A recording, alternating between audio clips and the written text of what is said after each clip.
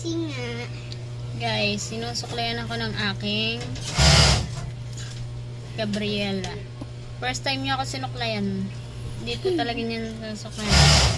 Ngayon lang po yan. Kayang nakain niya, guys. edi yung gulay para gumanda ko. Ano ba yan? Kaya po naging mabait kasi kumakain po ako ng gulay. Pampabait pala yung gulay. Pampabait yung gulay. Oo, pampaganda din. Sabi yun ng daddy ko. Okay. Asawa mo ni.